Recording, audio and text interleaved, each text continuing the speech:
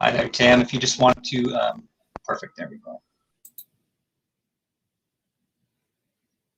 Hello, everyone. Welcome to our session. Our session is entitled Advocating for the Creation and Preservation of Seniors Housing that Promotes Health and Well-Being. We have two speakers today, Claudia Sanford and Martine August. Actually, Martine's going to go first. And I just wanted to welcome you as one of the people on the organizing committee, as someone who's been working on senior housing concerns for most of my career. And I just wanted to point out one thing, maybe because you wouldn't know this otherwise. I met these Canadian colleagues because I'm a faculty member at Wayne State University, but I did a visiting professorship at the University of Toronto. And so I met Christine Shepard and Sander, et cetera. And we really started, and other people, Andrea Austin at the City of Toronto, we really started finding out about our commonalities between very different systems, even though the systems were different, so common. So we did sort of presentation at the Gerontological Society of America meetings last year, and we're doing this conference, and we hope to continue. The other thing I wanted to just sort of, again, I loved Linda's ideas of passion, perseverance, and patience, so we can think about that in light of this work today. And the other thing is, we talked a lot about renters and homeowners as one sort of way to slice up who's in senior housing. But the other thing I just encourage us all to do is think about how a normative definition of what aging means sometimes also includes our sort of look on housing. So I've been doing some work on what if you never sort of become an empty nester because you're caring for an adult child with a disability? Or what if you're caring for grandparents, or you're a grandparent raising grandkids and you're all living together? So there's a way that we want to make sure we keep the family in parts of senior housing too as we think about it. With that, I'm going to turn it over to Dr. Martine August, let her introduce herself and give her talk, and then we'll switch over to Claudia, and welcome to our session. Hi, everybody. Thank you, Tam, for that introduction. I'm very relieved right now because there's been a machine chopping up a tree just outside my window, and it's just stopped. So I hope it doesn't start again while I'm speaking. So my name is Martine August, and I'm an assistant professor in the School of Planning at the University of Waterloo. And my talk today is going to be about the ownership of seniors housing. And I'm going to highlight a new trend towards the financialization of This is the increasing acquisition of seniors' homes by financial firms who are acquiring these properties as an investment product for investors. This trend of financialization is something that we've seen in other types of housing as well. So I've studied this with respect to multifamily apartments, student housing. In the US, there's been a lot of financialization of single-family rentals as well. And the concern is that when something is being used as an investment, the priority to deliver investor returns tends to dominate in decision-making, which means that managers may be pressured to subordinate other priorities, such as high-quality care, affordability, or good working environments. So in seniors housing, I think the implications of this can be significant. Next slide, please. I'm going to discuss this focusing on Canada, where I've carried out my research. And there's some similarities and differences between seniors housing in Canada and the US, so I'm going to start with some definitions. First of all, seniors housing that I'm discussing today refers to purpose-built properties or facilities that are meant for seniors. Of course, not all seniors live in seniors housing. Many live in their long-time home, in an apartment, a condo, or with family. But when we were looking at purpose-built seniors housing, there's two main kinds: long-term care and retirement living.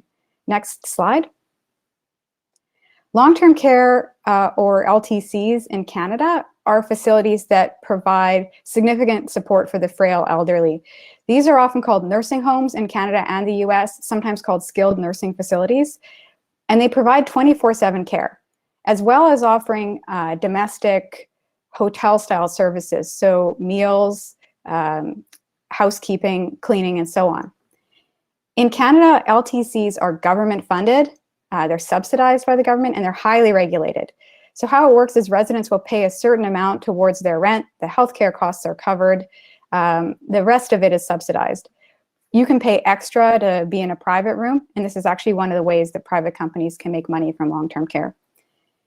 In Canada, the ownership across the country of LTCs breaks down that about 46% are publicly owned, 23% owned by nonprofit providers, and then private for-profit firms own 28%. But this differs across the country. So some provinces have higher levels of for-profit long-term care ownership, such as the province of Ontario, where I live in Toronto. Ontario has 57% of LTCs are private for-profit. And then I have a little running total at the bottom there of an approximate number of the properties in Canada, over 2,100 properties and over 200,000 beds. Next slide, please. The other major type of seniors housing is retirement living. These are privately owned facilities, they're lightly regulated, and they're not government funded for the most part. And retirement living serves seniors with a range of needs. So they provide domestic care, laundry, housekeeping, meals, lots of activities, sometimes a lot of beautiful amenities, and healthcare services. The healthcare services in this case are private pay. And there's a spectrum of types of units in retirement living, serving people with a range of needs. So you have on one end independent living, sometimes called independent supported living, for people who can live quite independently and may need only light healthcare supports. Then you've got assisted living suites. Those are for people who need more intensive support, including 24/7 nursing care. And then memory care is like specialized wings of these properties for people with dementia. And these last two categories, assisted living and memory care, really serve the same population who would also be living in LTCs or nursing homes. So there's an overlap between the types of services offered in both kinds of senior housing. The main difference is that retirement living is private, less regulated, and not government subsidized. Not surprisingly, it's also very expensive. And at the bottom there, I've got the total from my calculations, about 3,200 retirement living properties, over 286,000 suites. Next slide. In the last 2 decades, the ownership of seniors housing, both LTCs and retirement, has changed. In the 80s, 70s, 80s, and 90s, there was this rise of large corporate for-profit firms in the seniors housing space. Literature from that era talked about the rise of chain operators. And when it came to long-term care, researchers were concerned that these for-profit chains were delivering lower quality care. For example, providing fewer hours of nursing care per day. And then in the late 90s, financial investment in real estate began to take off, and new financial vehicles began to acquire all kinds of real estate, including seniors housing. So when I say financial firms, I mean things like private equity, publicly listed real estate companies, real estate investment trusts or REITs, pension funds, and the like. How these financial firms work is that they pool together capital from investors. So if everybody watching right now wanted to invest in seniors housing, they could give a little bit of their money to one of these firms. That firm gets money from tons and tons of investors, and then they can take that pooled capital and acquire properties or entire portfolios of properties. The managers of the financial firm then manage that often aggressively to deliver investor profits. And then the fees that seniors pay every month get distributed among all those investors. So that's kind of how it works.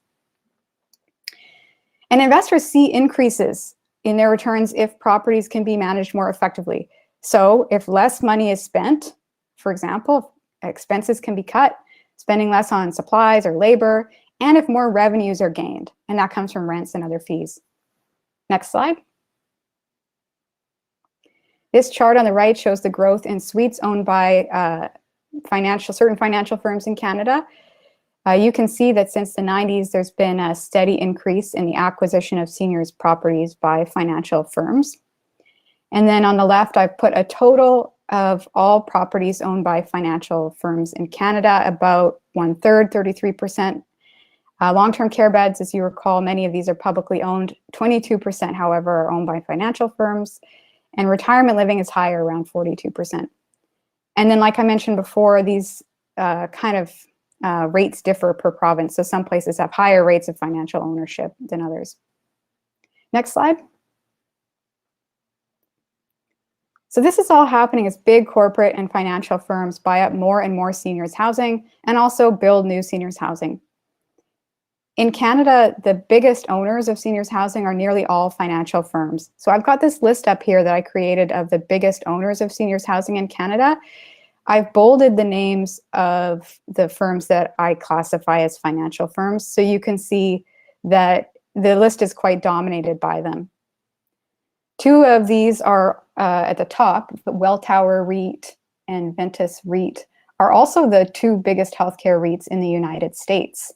These companies moved into Canada to acquire seniors housing in 2007 and 2010 because they saw this new opportunity to profit from providing privatized care in retirement living properties, which is quite lucrative. Other interesting things about this chart, I mean, mostly what we've just been seeing is like a growing consolidation of ownership under large firms. Most of these firms are financial. They're owned by pension funds. Nearer to the bottom of the list, you can start to see private equity firms as well. And then other big names on this list are like large family companies that have been involved in this sector for a while. Next slide. So why does all of this matter? Well, the strategies of financial firms, as I've mentioned, are organized around objectives to maximize shareholder profits and executive compensation. So financialized ownership is treating seniors housing as a financial asset. I've looked at some of the ways the firms in their own documents discuss how they can drive more profits from these properties. And I've kind of categorized these under real estate strategies and then operating business strategies. So first of all, under real estate strategies, repositioning is an industry term that means repositioning a property in the marketplace to make it more profitable for investors. They often call this a value add approach because it's adding value not for the residents, but for investors. In retirement properties, repositioning involves upgrading properties to make them look nicer, freshening them up a bit, and then that allows them to increase rents. Also, firms will change the unit mix, so optimizing the number of assisted living or memory care suites, for which they can charge more fees. In long-term care, there's a very specific approach to repositioning in Canada, in which many firms are trying to capitalize on government redevelopment funds. Particularly in Ontario, the government offers funding to redevelop what they call B and C class homes to upgrade them. And firms, particularly private equity, have switched into this space, buying up old properties. And it's estimated that they can deliver 7 to 9% yields to their investors with this strategy. Also under the real estate strategy, rent increases are a big strategy. Seems simple, but it's a revenue generator, particularly in retirement properties where rents are very high, like $6,000 or $7,000 per month. And firms have strategies to systematically and continuously increase these rents. In long-term care, firms can increase rents by increasing the number of private suites for which they can charge premium fees.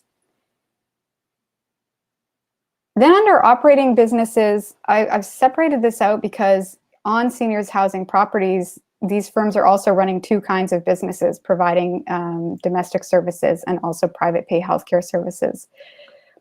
When it comes to those services, escalating the fees for service over time is a strategy that most firms discuss. So it's about aging in place on the one hand, but also about being able to capture more revenues from seniors over time by adding on a growing menu of services. And that includes charges for private pay healthcare. So as I've mentioned, this is a key reason why there's so much interest in retirement living. It provides a privatized health service that's very expensive for seniors and very lucrative for investors. And then finally, a strategy is cutting labor costs. The biggest way to save money is to cut back on labor costs because labor is the single largest cost driver in seniors housing, according to CIBC, a Canadian bank. It's difficult, I found, in company documents to have a clear-cut admission of this strategy, but Welltower REIT actually noted that when it acquires seniors housing, their strategy is to reduce staff numbers to drive higher returns.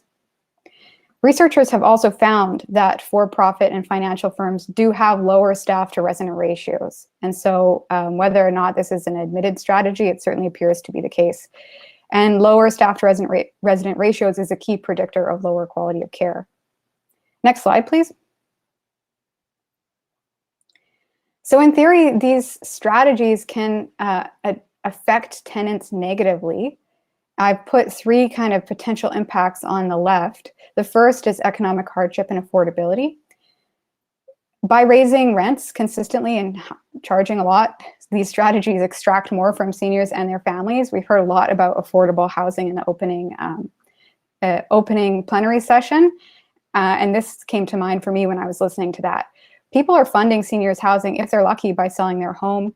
And the seniors housing firms take that value from them. Also their pensions, some people take on debt, and their family members also end up helping through their incomes or by taking on debt.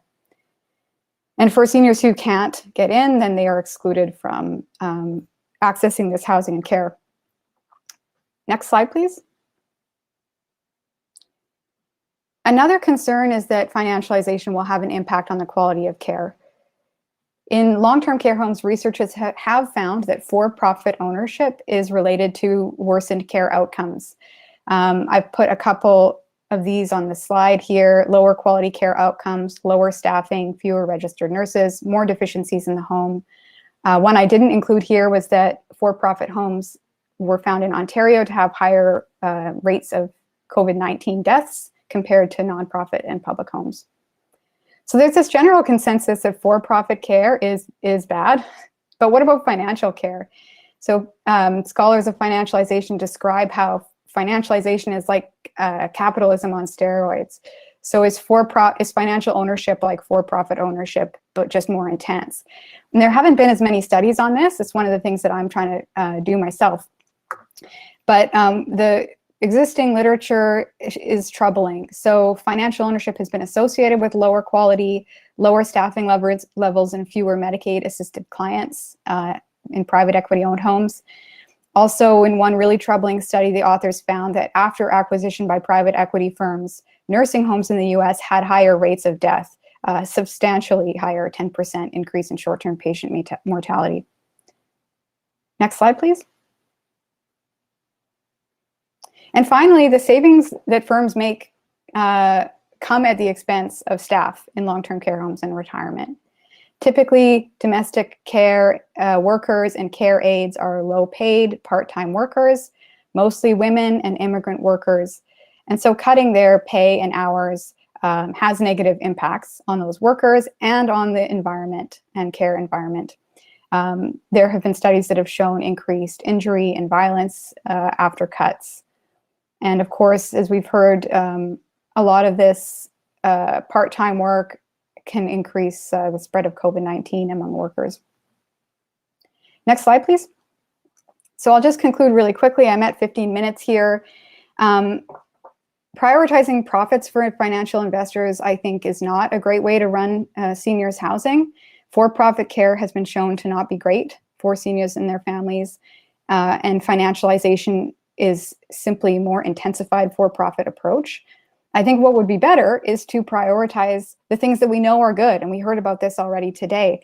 Think dignified living spaces, affordable and inclusive environments, prioritizing high quality workplaces with good pay, and ensuring that high quality care is prioritized over cost savings.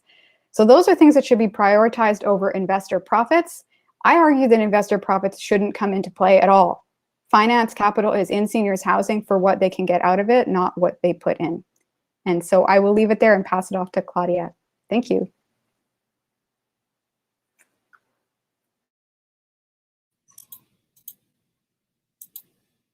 Thank you, Martine. So interesting and lots to think about. Let's see what Claudia has to say, and then we'll open up for discussion for both of you too. Very provocative. I'm hoping that Claudia can be added soon.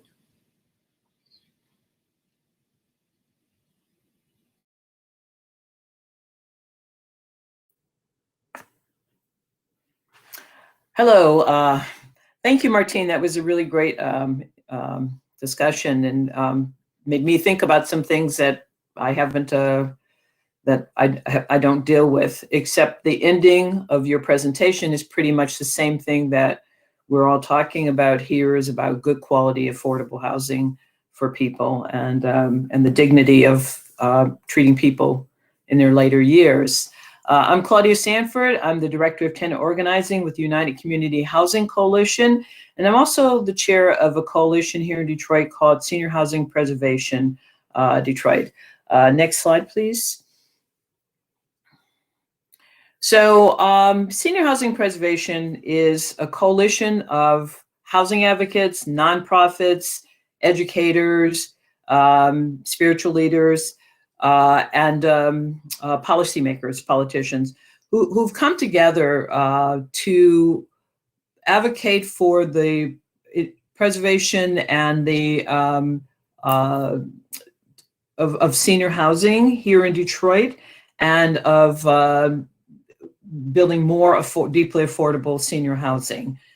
We know that this is a growing population.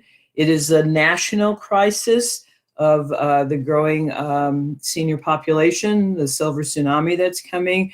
And I don't think that it's being addressed in the way that it should be. And we see that crisis really hitting here in Detroit very, very hard in the last few years. Next slide, please. So I'm here to talk about our coalition, how we came together to address this issue.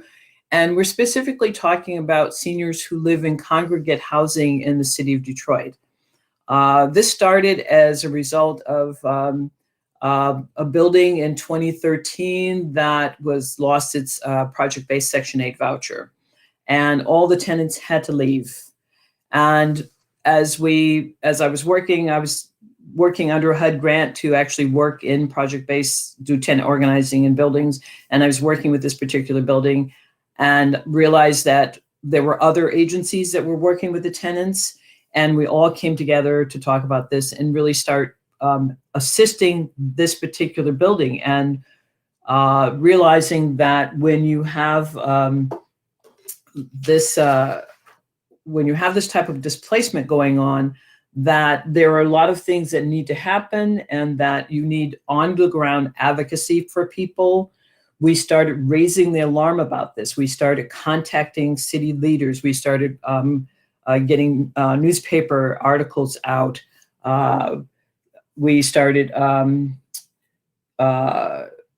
talking about this, what we all know was an invisible population. I mean, there are a lot of people who see that in their different cities, that the seniors who live in this type of housing, because they're at the extremely low income range and they're sort of sequestered in these buildings, they've become this invisible population, and we needed to sort of bring that to the forefront.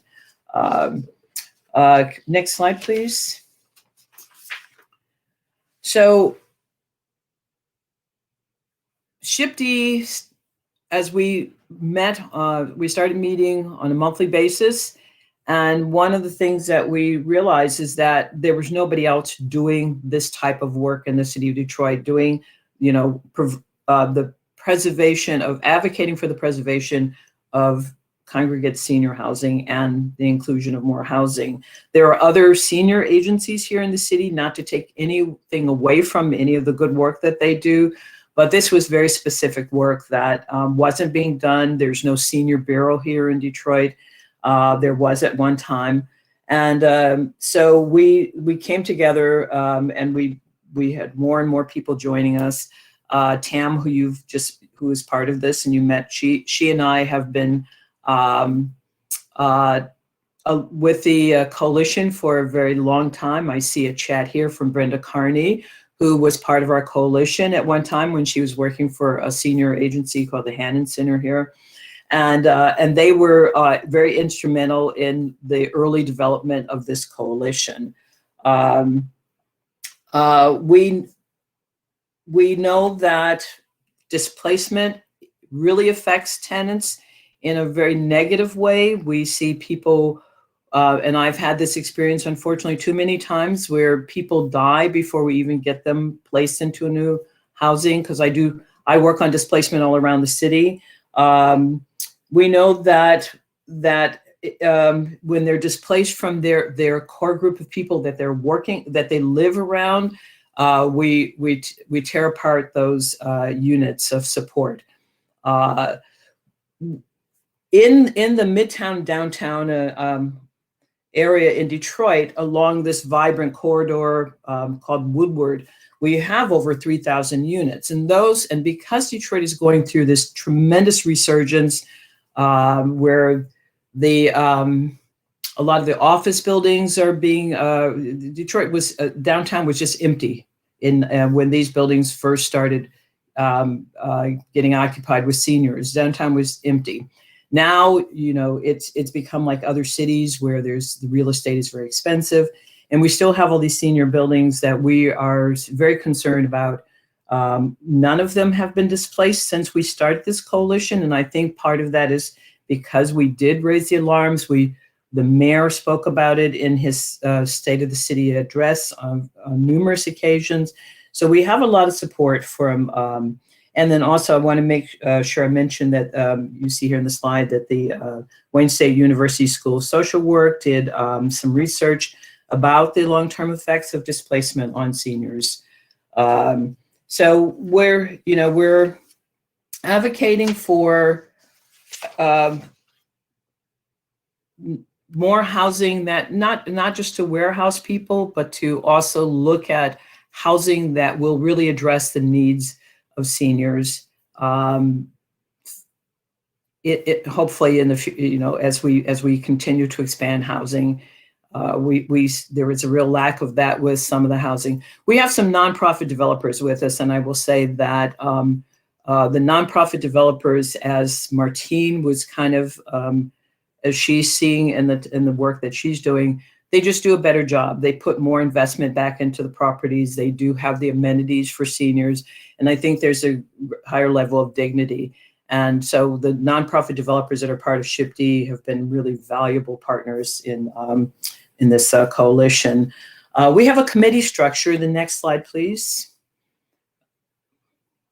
Of how we set up and this was kind of a natural development as we worked over the years. We have these 4 committees, and if you want to go to the next slide, it just talks a little bit more about each committee. Advocacy committee, which I've been a part of for a lot of years because I do work on the ground with seniors. I'm in senior buildings all the time, so I'm able to bring that senior voice to the coalition. And the next slide is the preservation committee. So we have, as I said, we have a lot of nonprofit developers who do amazing work, and have been really, all these committees come together once a month, and we talk about really relevant issues. People take that information back to their own organizations, and I always see change come out of those committees. The next slide is the communications committee. We do news articles, press releases. We have a video, which I did not bring to this forum, but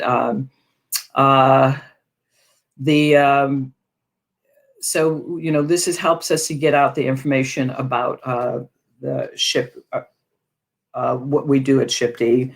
Research committee, and it's the next slide. And that is a committee, and Tam Perry does a lot. She heads that committee, and we do a lot of research and articles. We've co-authored many articles in journals and done presentations about this issue of displacement and how that affects seniors. So if you want to move to the next slide. So challengers for renters in Detroit, it's a little, nothing in each state is consistent about how people rent property or the laws that affect people. When we look at, first we have no rent control laws in Michigan, in Detroit. And for the people who understand what rent control does, it's pretty shocking that we don't have that here. Landlords don't even have to provide annual leases to people. Once you can do month-to-month leases here. So it really destabilizes tenants can be evicted just with a termination of tenancy. We don't have a first right to refusal. They have that in different states like Washington, D.C. We have no right to counsel here. We are actually working on that. It's an uphill battle here in Detroit to get a right to counsel so that tenants who are facing eviction can be represented by counsel. A lot of landlords who are bringing evictions against people don't even have the properties brought up to code. They can go to evict somebody, and the person may have been withholding rent because the furnace hasn't worked all winter, and they can still evict them. So the only real protections that we have here are under the state laws of fair housing, and that really, and that's again another very difficult thing for tenants to prove. Next slide, please. So with the challenges with preservation for the development of additional senior housing, well, right now if we're looking at preservation with existing senior housing, as I said, so far we haven't seen any other projects lose their Section 8 voucher, but the ones that are in vibrant areas are always at risk. And there's a lot of pressure right now on these properties from developers who want to buy these properties because they're really in great neighborhoods.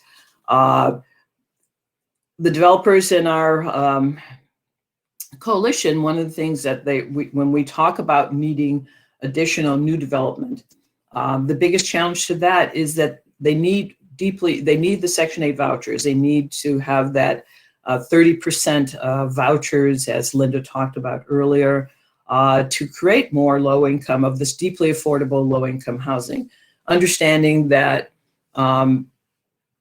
the affordability in Detroit is $16,800 for that extremely low income. And I'd say maybe 50% of the seniors, and I'm just throwing that number out there, I don't have that research, but are probably but it's been my experience as I place seniors in buildings and work with properties that most of those seniors at more, their income is more around the $10,000 mark. They don't even make it up to that 30% AMI that we have here in Detroit. The high cost to develop properties, if a nonprofit developer wants to purchase a property, they've got to come up against market rate development. Developers who cannot bid them in almost every case. Building materials, structural age of properties, that seller's market. One of the things that C.E.T.S has done with our development teams is that in one case, we had a wonderful success where two of our partners got together and purchased and redeveloped a property that might have lost its affordability. And they put in all the amenities that the tenants need to continue living there. So that was a really great success. The mayor came and kicked that off, and they did a really wonderful presentation and talked about our coalition and how we affected that. Next slide, please. So this was when COVID hit, I'm gonna just grab a paper that I have here in front of me. So when COVID hit back in last year, our coalition really started stepping up meetings and having them more often than we normally do. Everybody was very concerned about what was going on.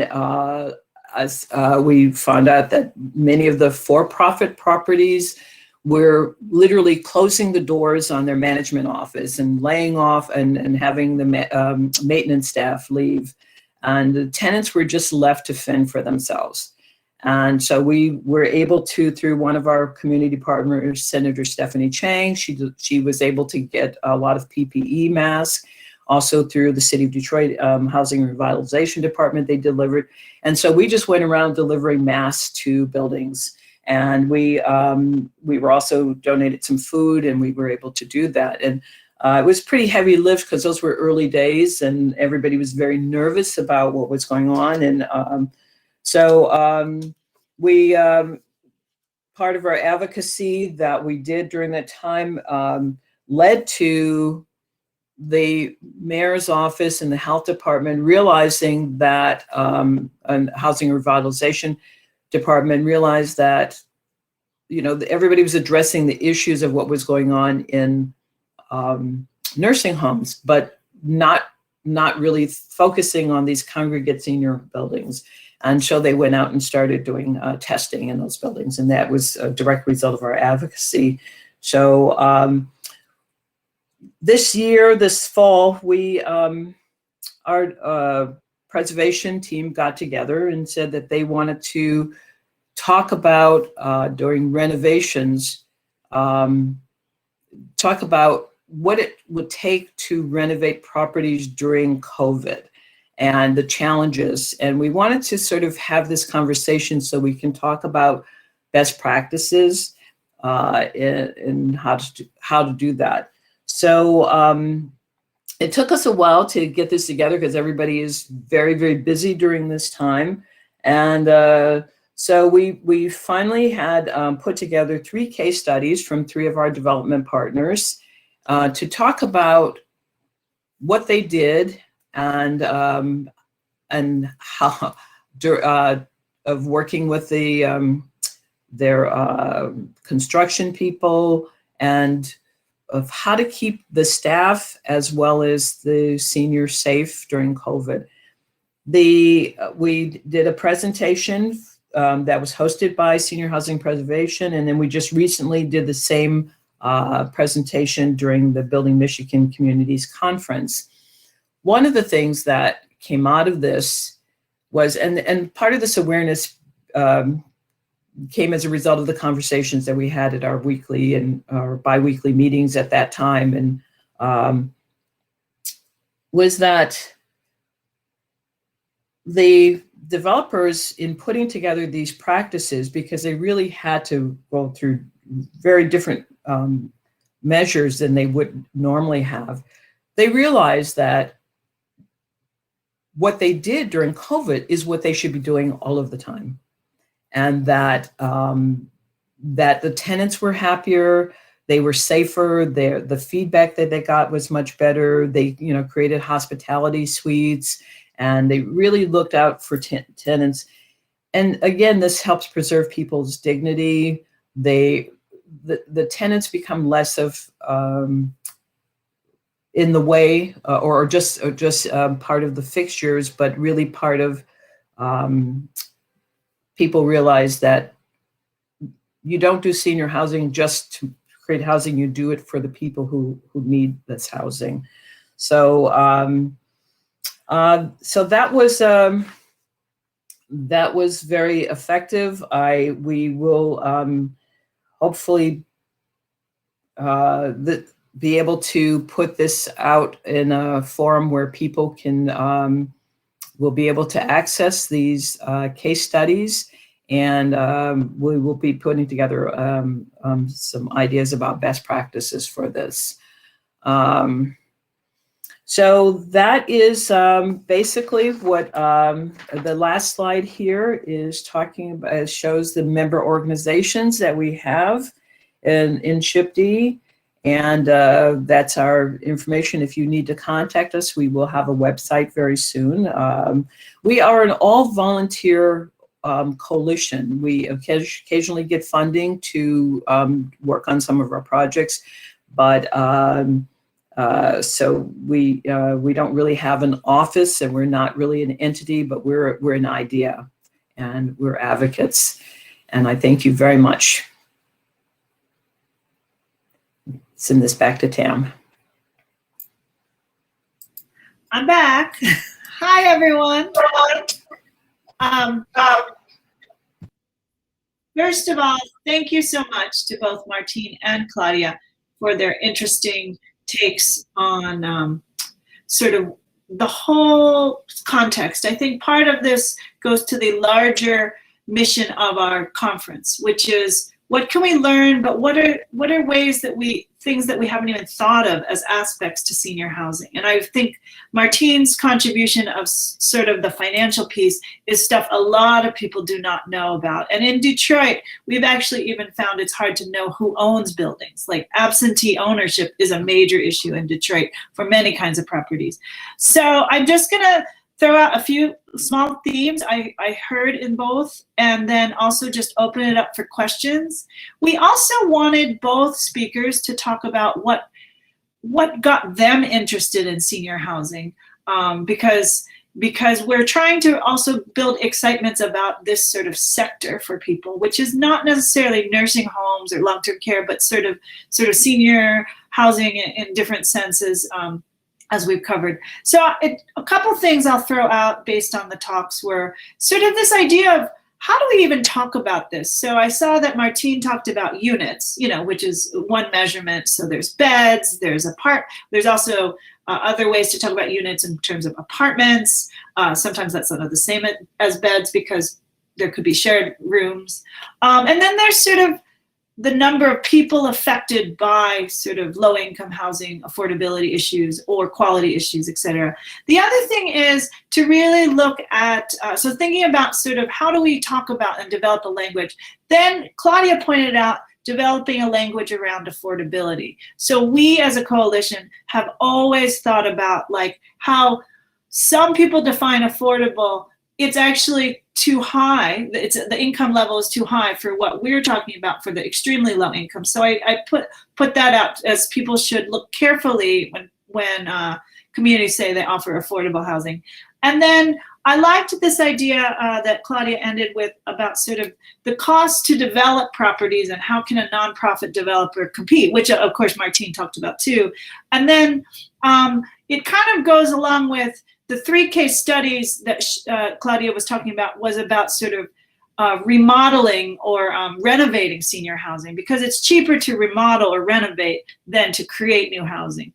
And so that's one of the reasons why we were doing that. The other thing is, because I was involved in the 3 case studies too, is this idea that sometimes the number of units seems like a very hard thing to crack because it has to do with federal decisions and allocations and policy. But I think there's also ways we can push quality. Martine was talking about this in terms of ratios of staff, in terms of sort of what amenities are offered. And I'm not talking about, I'm talking about accessibility amenities, things like that. There's a ways that we can talk about sort of quality with existing units, and I think that was also contributing to our case studies. And then the last thing was, of course, COVID and how this has affected this sector. I don't know if, I saw one question in the chat. Oh, now I have 3 questions in the chat. Okay, one question is, and Claudia can speak to it, I tried to write it in too, but what is a Section 8 voucher? Good for just the American context on HUD vouchers. I think that would be good for you, Claudia. Let's see, there's a question of, are there advocacy works in the province of Ontario kind of looking at these issues, some things. Then there's a research that they're wondering if you're familiar with. And then Claudia, they want to know about, you mentioned food distribution, public health innovation. How can a coalition promote health and wellness for a pretty disparate group? So that's sort of how did we get into the public health business, which I'm sure you can talk about. And then Claudia, the other thing is, and this, if you want more on our coalition, I'm speaking on our coalition tomorrow. How do you maintain engagement in a coalition that's all volunteer?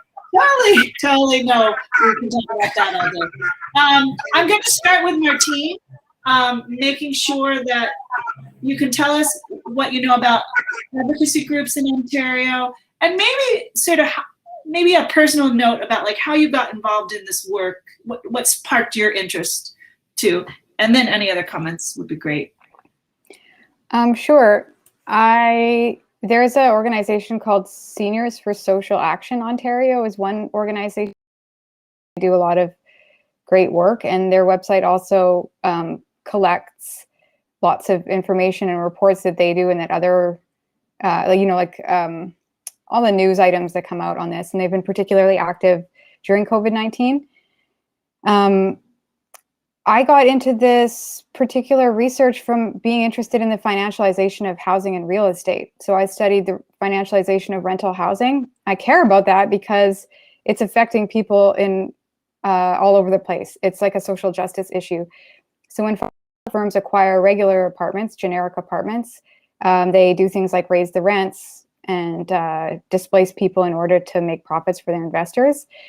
And I became interested in how this is playing out in other sectors as well, and collaborated with some students, including Samantha Biglieri, who's now at Ryerson University, and Nick Revington, students at the University of Waterloo. And we started to look into this research back when they were still students at the school.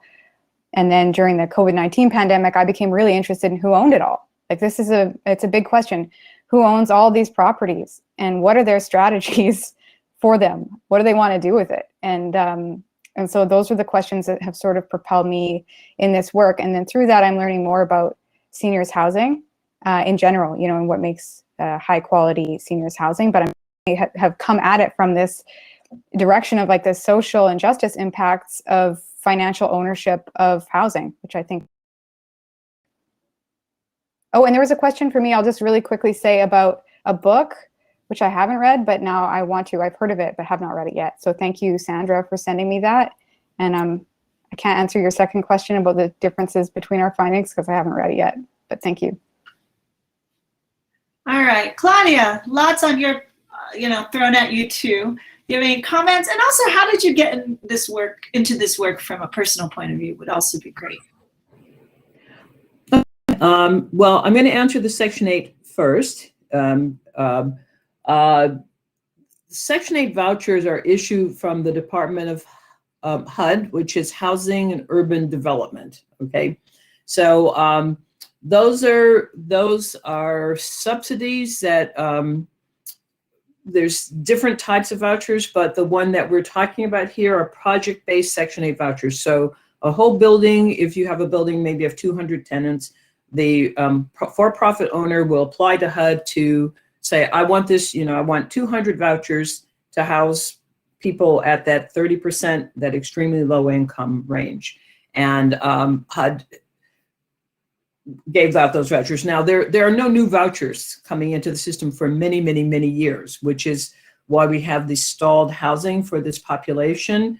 And I'm sure Linda could talk, Linda Crouch, if she's coming up again at she could talk about that.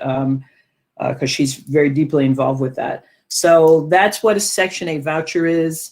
And somebody made a comment in the chat that it's interesting because it's the same term that's used in the military for, if you get a Section 8, you get booted out of the military. Well, it's not the same thing. But I'll talk about the food, how we got involved with food, and how you keep a volunteer coalition together. And that's tough. Well, one of our partners is Authority Health, and Dennis Archambault, who is has been with us for as long as Tam and I have been in the coalition, and we have faithfully met. We maybe take, I think, 1 month off a year around the holidays, but we faithfully meet monthly since 2013, and so. We know that health and housing are interconnected. You can't divorce those two.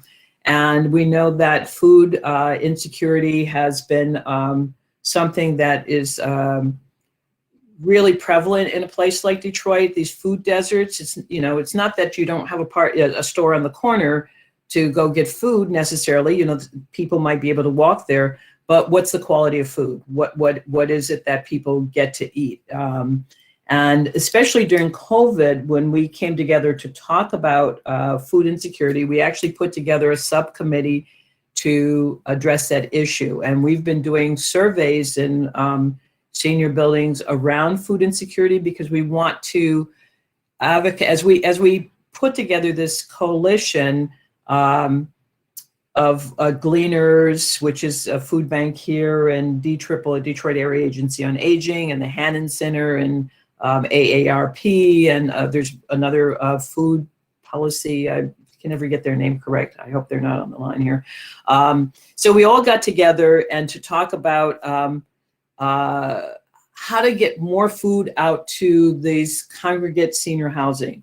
And well, with Gleaners and, you know, the food banks, they were like kind of like holding their hands in their head, like, because they're at capacity for the work that they're doing. They're addressing the issue, the need for the whole city, not just this housing, senior congregate senior housing. They're addressing the whole city, and we want to start developing a system and where we can actually get more food on a consistent basis to this housing. So it really means supporting their efforts, advocating for that, working on hopefully getting funding to make this happen.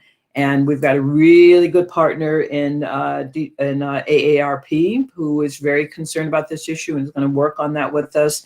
And we've been getting in the results of our surveys. So health and housing are just, you know, they just go hand in hand. So that's kind of how we, you know, because we have these different committees and advocacy and we just, as we see things come up that we feel are affecting the quality of life for seniors, we try to address that. I will say it's keeping the coalition together.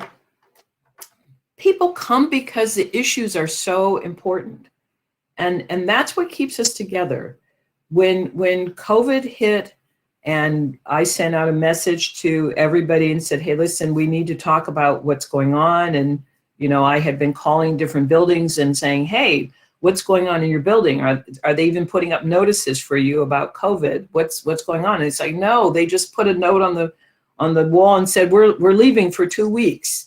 And that was it. So, so there is, I think we're lucky to have the people involved in the coalition. As a chair, I do try to put as much time into it as I can. But then again, when I get hit with a lot of projects around displacement here in Detroit, because when a whole building is, somebody buys a market rate building, what we call naturally occurring affordable housing, NOAH housing. Somebody purchases that, and then all the tenants have to go, and then I start working on those projects of displacement. So, and generally there's always maybe a good percentage of seniors in those buildings where I try to get them into senior properties. So I think those were 3 of the topics I'd heard you talk about, Tam, and you probably want to add something on keeping the coalition together. Yeah, well, I would say we have an article I put in the chat in Housing Policy Debate where we kind of outline some lessons learned and what you do. So I point people to that because I know we have only 3 minutes till our next session. I want to give Martine a chance to answer the last chat question or the Q&A question. And then I'm going to give everyone like a pause before our next session. I encourage everyone to come back and be in touch with us about the coalition too. Martine, can you provide more details on regulations for long-term care homes? If this sector is highly regulated, does it help keep in check this investor return-driven approach? You know it. Thanks. Yeah, there's a limit to the profits that can be made in long-term care compared to retirement living. And so profits in check, but the fact that it's very stable, guaranteed income from government subsidies, and I just absolutely bottomless need for the housing, it still is a good, it's still good for investors to invest in long-term care. They can still make money from it. So some of them don't bother. You know, you see the big American REITs coming in, they're not messing with LTCs. They go straight to the retirement housing. But there is still money to be made. And I don't think that financial firms should be in long-term care. as we've seen, there's so many reasons why not. But it does keep a limit, an upper limit on the potential returns. Martine, well, with that, I'm going to just end our session today. Thanks so much to the speakers.